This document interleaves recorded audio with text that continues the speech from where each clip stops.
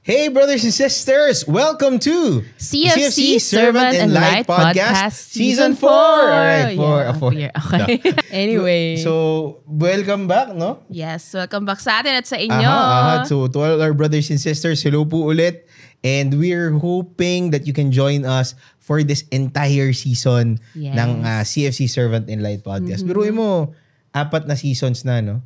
Yeah. And malayo na narating natin. Oh. No? You know, brothers and sisters, we hope and pray that you continue to share our episodes. Even not only this episode, kundi yung mga past episodes din natin. All our full episodes are available or will be available in YouTube, Spotify, and Apple Podcast. No? So, yes. Make sure to follow and subscribe. Make sure to follow and subscribe. And i-share nyo rin sa mga kapatid natin. Lalo na sa mga ka-household nyo, ka-CFC nyo, ka-chapter ninyo. Because this is about us in Couples for Christ. No? Yes. Ayun. So, Dayan, anong meron yan? I think iba yung season na. Well, every season naman iba-iba. Pero parang ito mas palabas na tayo to the world. Wow. To the world. Oo. So I think we'll feature members of our community. Kasi in the past seasons, parang their life in CFC, in our community. Yeah. Pero parang how do we extend that life in the community to our professional work, in our businesses and career. Yeah, actually kung isipin mo, yung Couples for Christ naman, it's a ministry or it's a community made up of different people. Hindi naman lahat ay kagaya namin na full-time pastoral worker ng Couples for Christ. Most actually ng members ng Couples for Christ, pero merong ibang ginagalawang mundo outside Couples for Christ. Yung workplace nila. Yes, so, which I can relate to. Ano nga, ikaw ay isang? School counselor. So hindi ka nagtatrabaho sa CFC, but you are serving... Feeling ko minsan, mukhang malapit na. Getting there. Parang lagi na. But yes. I guess that's the reality. And all throughout the season, alam ko na we will encounter our brothers and sisters na may kanya-kanyang kwento, may kanya-kanyang realities. Pero all of these people, I'm sure, we will learn new things. And at the same time, nakaka-proud marinig yung kwento ng mga kapatid natin. Yeah. No? So, huwag na natin patagalin? Oo, huwag na natin itong patagalin. So, our guest for this podcast is a CFC since 1991. Silang mag-asawa. No? And currently, siya ay cluster head ng North B sa CFC Bataan and CFC South Korea Country Coordinator din to. So, kausapin ba tayo ng Koreano nito? Please translate. Exciting part natin. And, pero dahil nga sinabi natin that this is the life of Couples for Christ in the workplace or in a sense, witnessing in the workplace. Itong ating guest for this day is an Undersecretary of the Department of Human Settlements and Urban Development or the DSUD. So, let's welcome to the CFC Servant and Light Podcast, Yusek Emmanuel, or for us in Couples for Christ, Brother Emmy Pineda. Welcome, Brother Emmy. Hello ka muna. Everyone. Annyeonghaseyo. Wow. Kumusta po kayong lahat? Eto Hello. Na. Nagsisimula ng Koreano. Finger hearts mo yan. Finger hearts. Okay. Ang saya naman ito. So, Brother Emmy, before we continue with our conversation, baka gusto mo na magpakilala sa ating mga kapatid. Say hello. Or bumati rin sa mga brothers and sisters natin na nakikinig or nanonood nitong ating episode ngayon. Yes, of course. Gusto kong kunin yung privilege to say hi to all the people that are watching, especially yung mga taga-Bataan at saka yung mga taga-South Korea.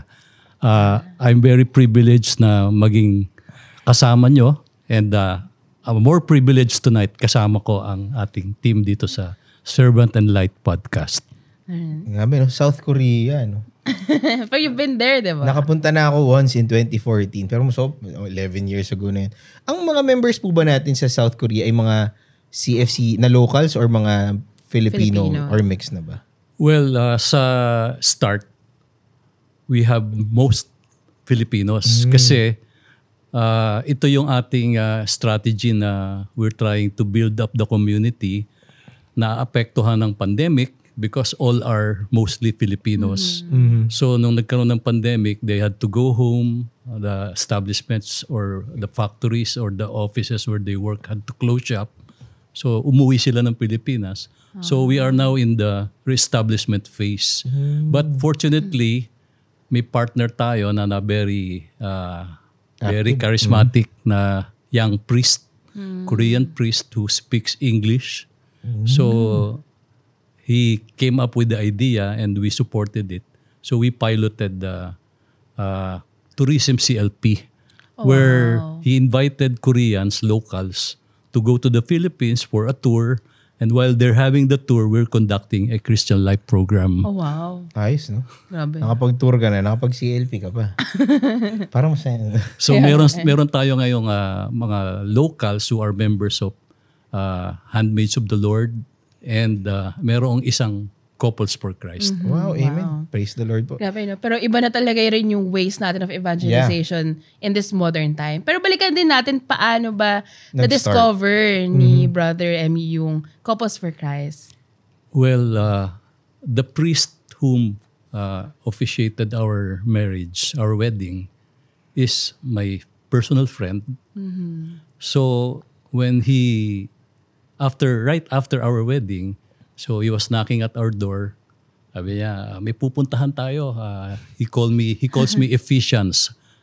Our call signs, kasi we're both members of a radio group. That time, uso noon yung radio group, 1990s. Hindi pa uso cellphone masyado. Uso na, pero not really. So sabi niya, may pupuntahan tayo. So I thought may gimmick kami. Pero sabi niya, sama mo si Rose, yung aking wife. Ay, by the way, hi Rose. Hi. So, anyway, it ended up na Christian Life program pala. So hindi ako makatanggi because kaibigan ko siya, nahihiya ako. And si wifey naman, even before CFC, member na siya ng Covenanted Community. Outreach din ng Ligaya. So talagang sanay na si sister na maging part ng mga Covenanted, ng isang community talaga. No? Yeah. Pero kayo, before CFC, naging part ba kayo ng any communities na ganito or? Actually, when I was in third year high school, up to the time I got married, I never experienced getting hangover. Kasi lagi akong lasing. That's my joke, but it's mostly that's the truth. So then I got to know si Rose. She was 10 years my junior. And syempre, neneng pa siya. Ako, marami ng karanasan. Talagang I fell for her. And since sabi ko nga, she was already a member of a covenanted community, sabi niya, do you want to attend prayer meetings?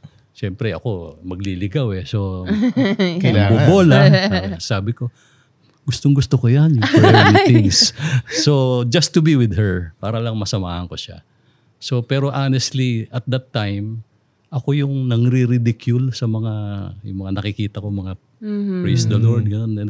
Actually, I ridicule them. Pero God was so merciful to me, I ended up doing the same. So si Rose yung naging instrumento. And then nung nakasal kami, pumasok na si CLP and Couples for Christ. Yeah. Looking back, is there any particular na memory or moment sa Couples for Christ na that really stayed with you and until now, in a way, inspires you as a person and as a member of community? Ako eh. I'm the guy who's fond of making jokes, jolly, pero ako yung madaling mag-teary-eyed. When I recall yung aking Galilee moments with the Lord. Alam mo, when we got married, coming from that story na I used to be a drunkard, so na-apektuhan yung aking sperm count. So then si Rose, although she's much younger, meron siyang congenital disorder sa kanyang reproductive system. The fallopian tube niya is baluktot, parang P-trap. So imagine, halos wala ng sperm cell, tapos ang dadaanan pa baluktot. So everywhere we went, iisa lang ang prescription at saka diagnosis ng doctors, sabi nila. you have to quit Couples for Christ. Kailangan yung magpahinga and we will inject you with steroids para magkaanak kayo. Otherwise, hindi kayo magkakaanak. So, 2 years na kaming kasal, hindi nagko-conceive si Rose. Precisely because of that problem.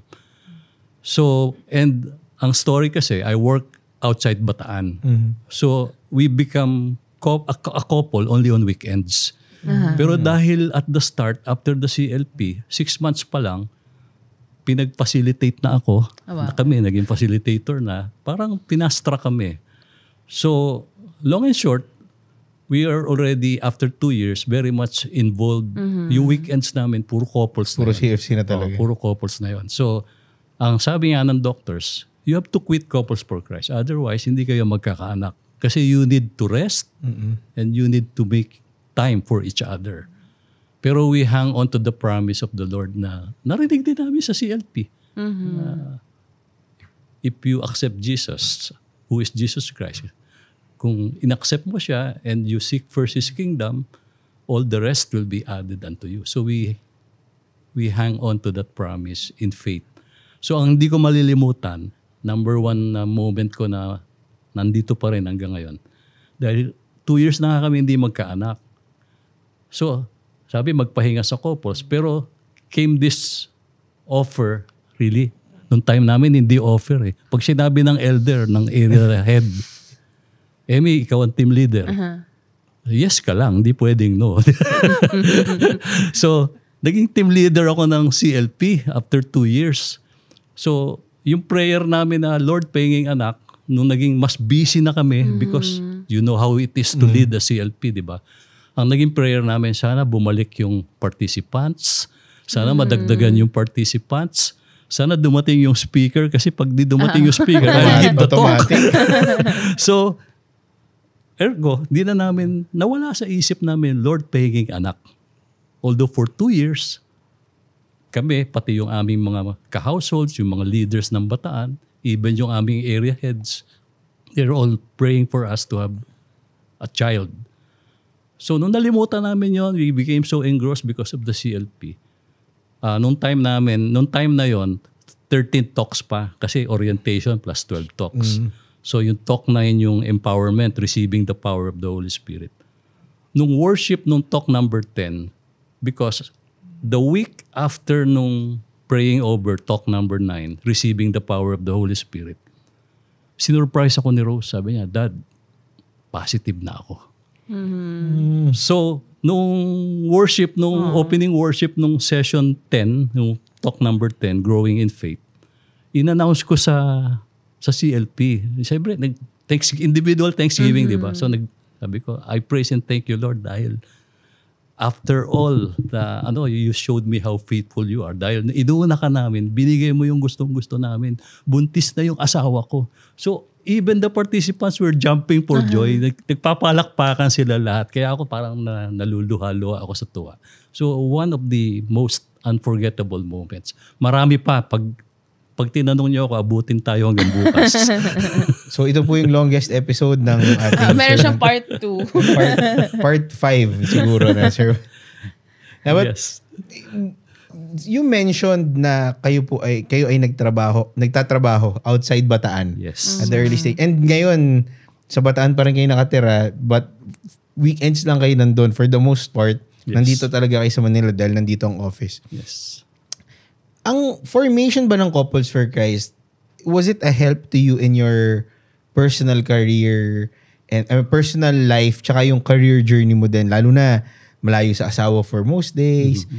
What was the impact or ano yung naging tulong ng formation in the Couples for Christ in general for your family life and career na rin?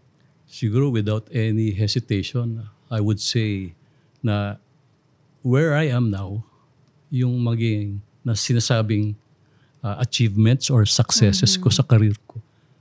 Lahat ito dahil sa couples because of the Lord. Kasi you know why? Yung ginawa ko to serve, I just obediently followed instructions. So, na-reinforce ng CFC yung very teaching ng aking tatay. Tatay ko kasi, both my parents are public servants. So, we live a plain, simple life, family life, contented with what we have. Pero masaya kami. So, sabi ng tatay ko lagi, in whatever you do the best you can with what you have. Meaning, kung ano ka lang meron, gamitin mo. Huwag ka nang maghangad ng wala sa'yo. So, pero gamitin mo to the fullest. So, that said, I always strive to do things with passion. I recall sabi, the only thing that separates excellence and mediocrity is passion. Diba? Kasi you can do anything, but if with passion, talagang puspusan yung gagawin mo. So, si CFC, reinforce that. Kasi, alam mo naman sa atin napaka-primary yung commitment, covenant. So, parang long and short, it dawned upon me na everything I'm doing could be an offering to glorify God, to love God and to love others.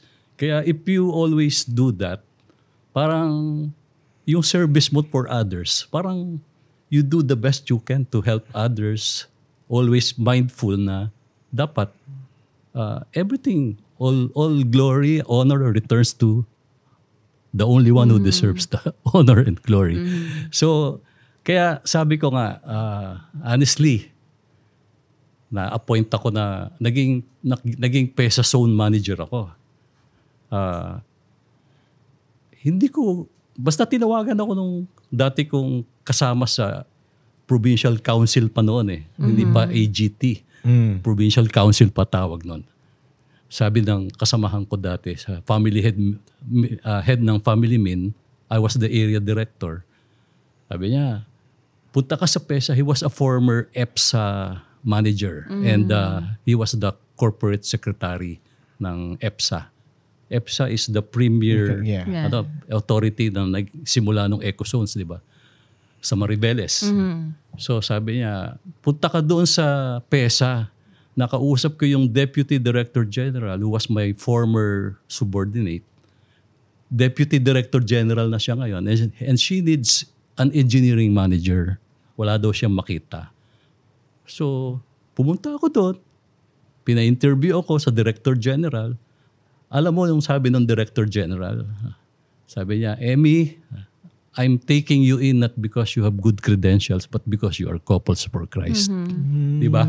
So, ang nakakatawa, affirmation pa. Sabi niya, you go downstairs, hanapin mo yung HR group manager and he will help you find a place to stay.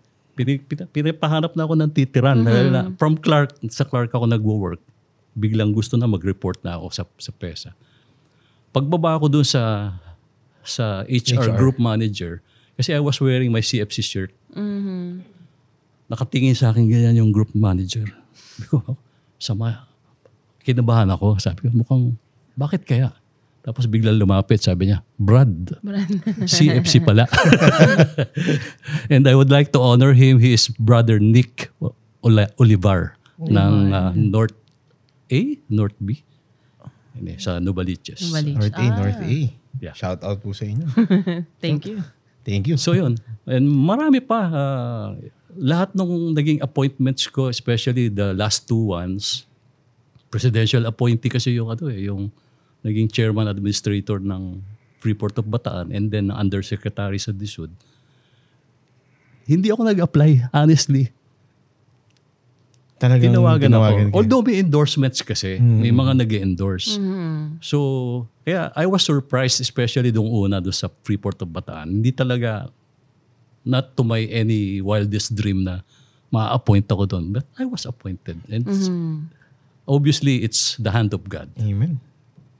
If you don't mind me asking, ano po yung, baka para lang malaman din ating mga kapatid, ano po yung Department of Human Settlements and Urban Development?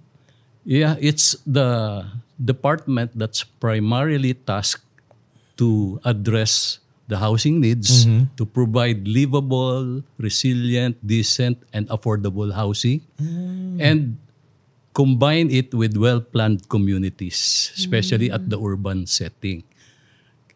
Kaya nga very, nakita ko yung kamay ng Diyos kasi when I was area director, yun yung time na ni-require na ang area director bitawan yung evangelization and mission and become the head of Gawad Kalinga.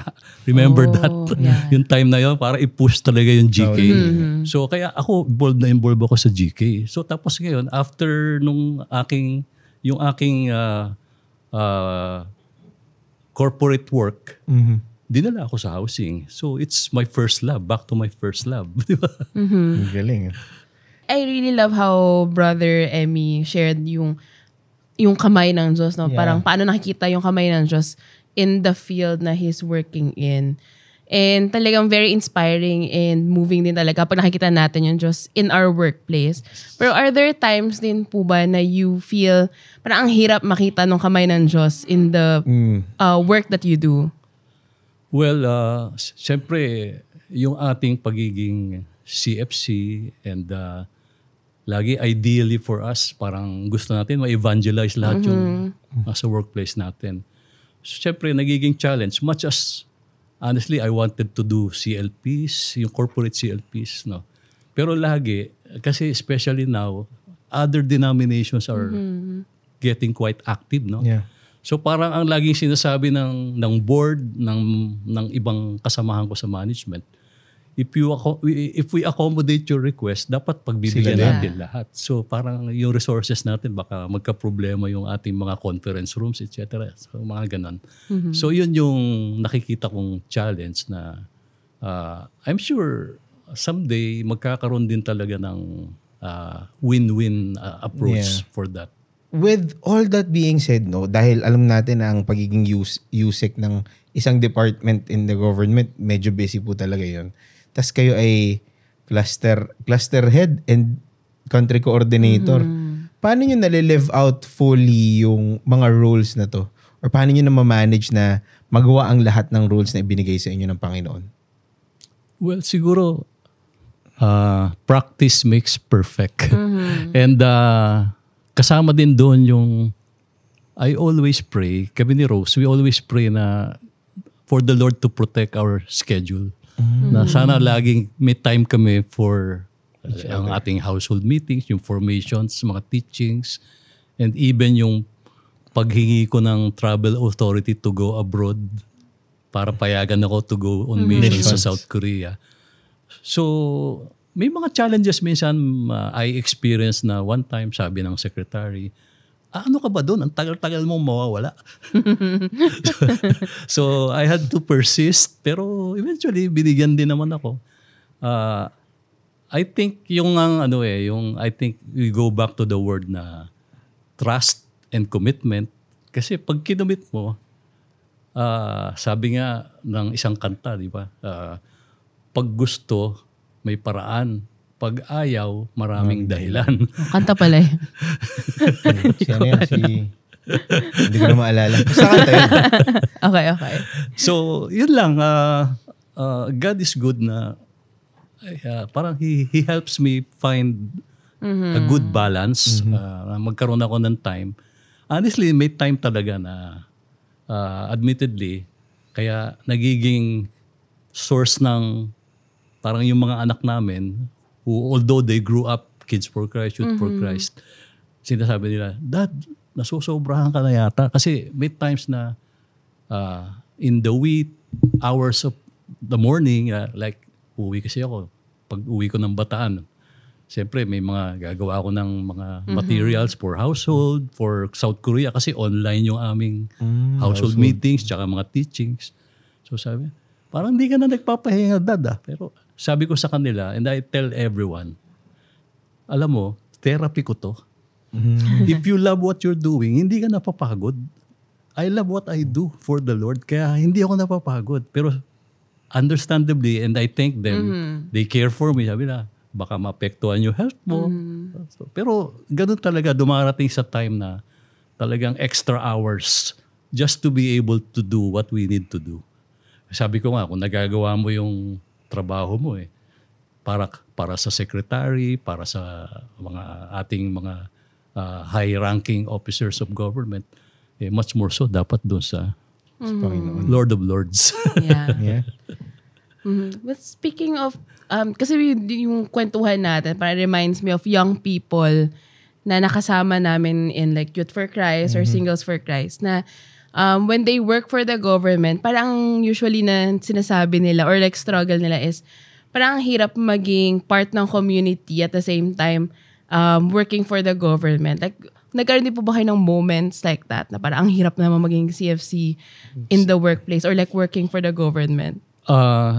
Sa current or yung mga last na agencies where I was involved, namely si Philippine Economic Zone Authority and the DISWOOD,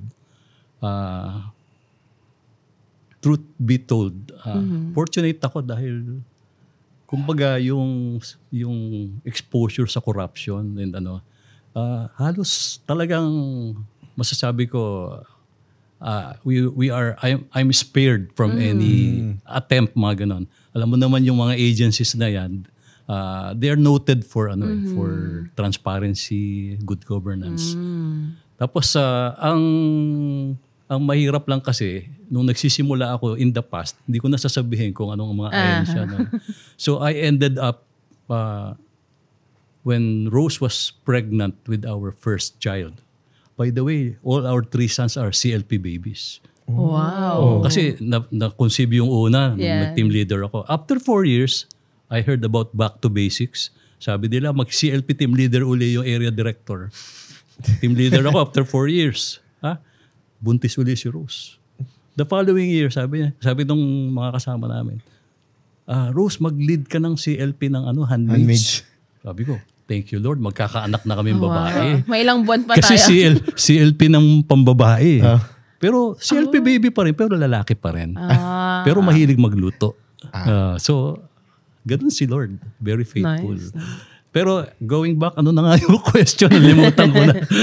Hindi mo nasasagot naman yung dito. Kasi I think I asked the saan kayo nahihirapan? Mahirap ba maging CFC in the workplace? When she was pregnant with our 8-month pregnant sa first child namin, I had to quit yung aking trabaho. Kasi nai-involve ako sa alam mo na, sa mga under the table, mga ganun. So, yung mga kasamahan ko, they were telling me, street lingo, sorry, I had to, para lang magkaroon kayo ng you can really, feel what I felt. Gago ka. Sabi, ikaw na nga yung parang may privilege na kung anong pwede mong gawin. Ikaw ang namimili kung anong pwede mong gawin. Aalis ka. Sabi ko, precisely kasi nga, ang kapalit naman, kinain na ako ng sistema. So, sabi ko, hindi nyo ako maintindihan. Kaya you're calling me like that. So para maintindihan nyo ako, pumasok na lang kayo sa Couples for Christ. Maintindihan nyo ako.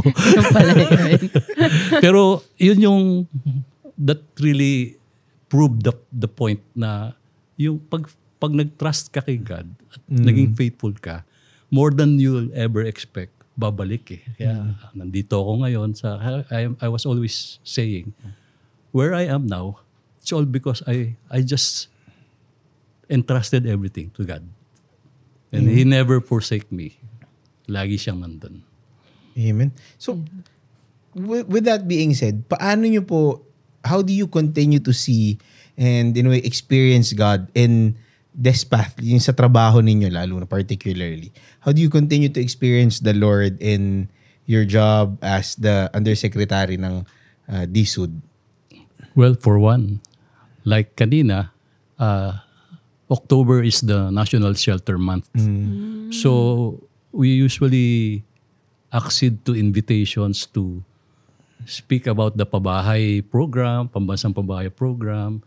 So, I encounter people who are very interested to own their own house. Poorest of the poor. So, when we talk about the program, makikita mo yung tuwa nila na sana magtuloy-tuloy yung programa. So, yung sabi nga, what I felt when I was doing Gawad Kalinga and even up to now, Batanas to Angkop sites eh. So meron sa Balanga, meron sa Samal. So yung napipil ko pa rin dito sa aking secular job. Sabi ko, I'm very privileged na what my service to God does not end sa CFC dahil nakakapag-serve pa rin ako dito while getting paid.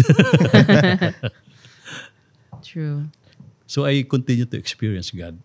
Pati nga yung, as you have said, how I'm able to manage my schedule. That alone, experience ko si God. Kasi, hindi pa naman ako umabsent sa household, hindi pa naman ako umabsent sa Mission Core Gathering. Amen. So, very thankful ako. Kahit technically nakatira kayo outside Bataan, no? Yeah, when I was the area director, even up to now, nung area director ako, Friday night ang Mission Core Gathering namin. Imagine coming from Laguna, Batangas.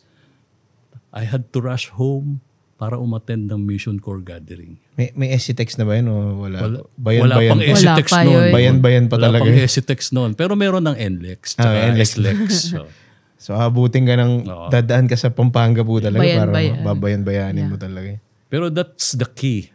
If you open yourselves to a responsibility, yun yung strength ng CFC that I see.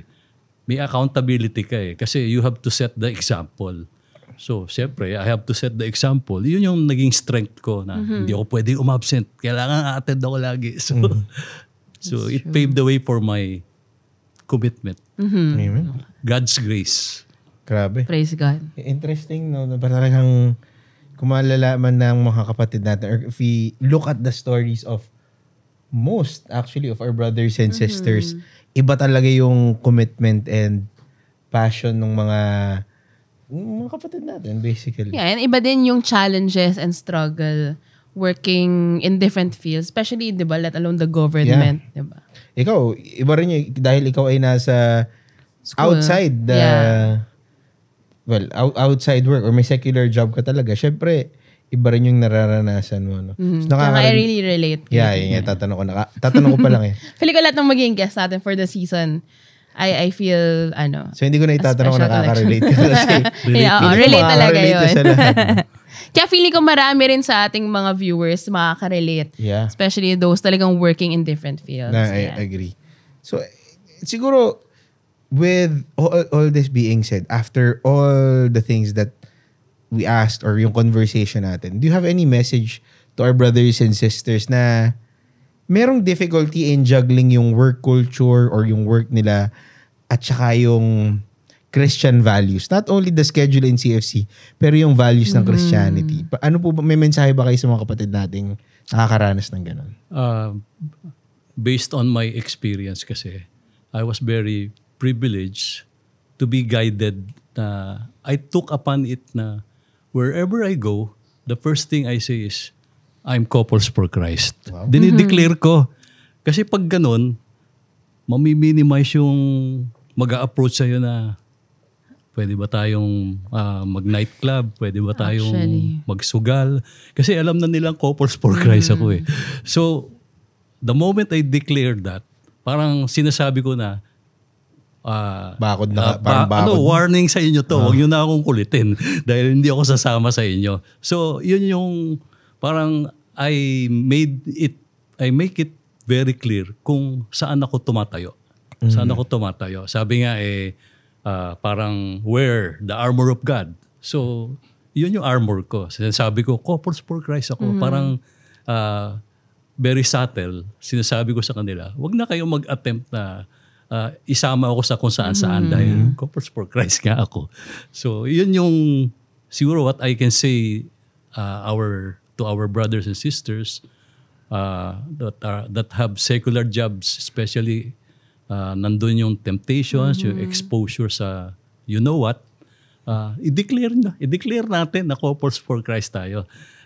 There was a time na ang uniform ko nga sa office, kasi ngayon may mga prescribe ang civil service pero there was a time when I was not yet in government, ang uniform ko CFC t-shirt tapos meron pa ako laging pin. May lapel. So declare that you are couples for Christ. Amen. Ba, no?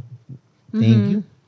Yan, parang naisip ko din sa sabi ni Tita na pag sinabi mong couples for Christ ka, either nga sabi na, hindi maaya, or minsan, hindi mag-aayayan.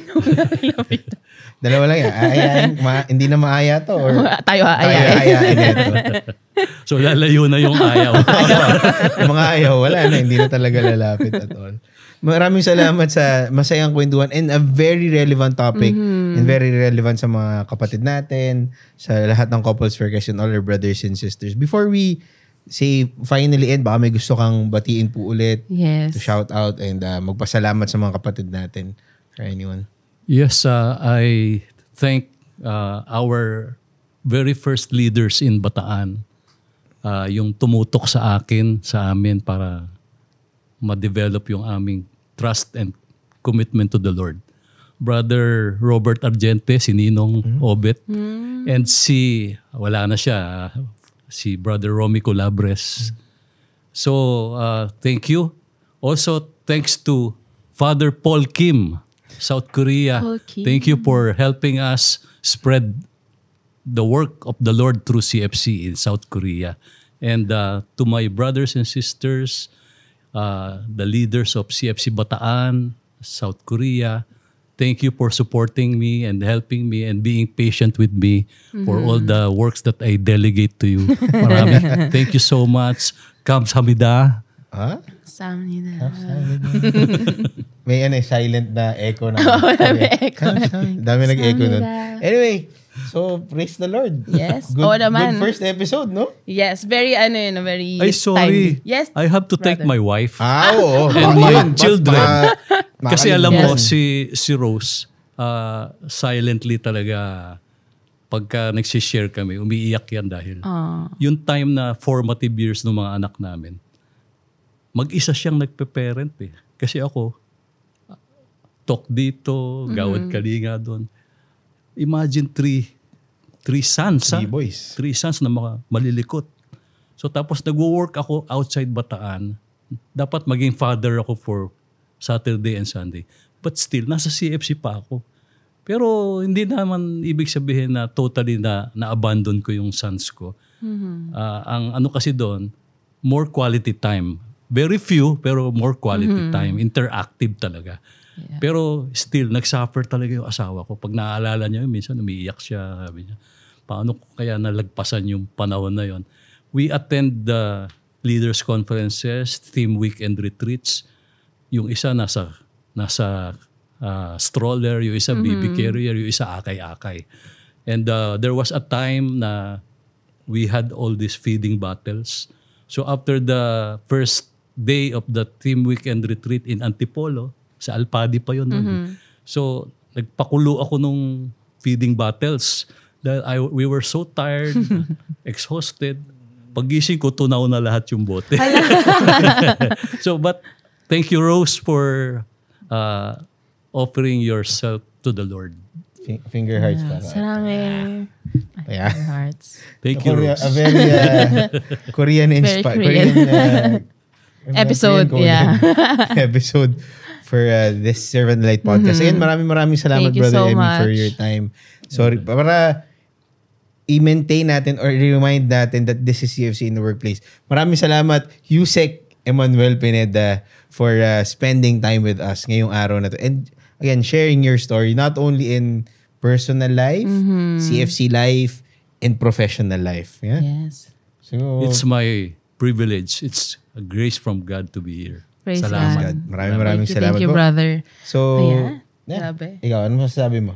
Fika, I'm very, parang Miss Universe. Thank you for that wonderful question. Feel ko very relevant sa akin yung part na nung sinabi ni brother na wala siyang, it's not his credential, Yeah. but really being couples for Christ. Kasi in my experience din, sa lahat ng pag-apply ko, wala rin talaga akong experience, lalo nung mga unang times. Ang nasa resume ko lang lagi, naging rock facilitator for Kids for Christ, naging member youth for Christ. Tapos parang by grace of God talaga in the community, talagang na-realize ko na hindi talaga ako yun. It's really, parang sabi nga niya brother, kamay ng Diyos talaga yun. Yeah. Actually, ako din eh. Yun lang din yung ano ko. Kasi sa CFC ako ng Actually, trabaho. yun yung talaga hinahanap sa'yo, di ba?